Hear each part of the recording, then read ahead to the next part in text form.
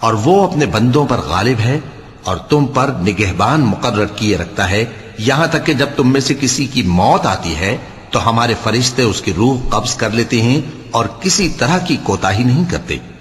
پھر قیامت کے دن تمام لوگ اپنے مالک برحق اللہ تعالی کے پاس واپس بلائے جائیں گے۔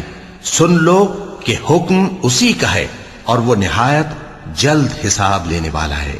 کہو بھلا تم کو جنگلوں اور دریاؤں کے اندھیروں سے کون نکال لاتا ہے جبکہ تم اسے عاجزی سے اور چپ کے پکارتے ہو اور کہتے ہو اگر اللہ ہم کو اس تنگی سے نجات بخشے تو ہم اس کے بہت شکر گزار ہوں۔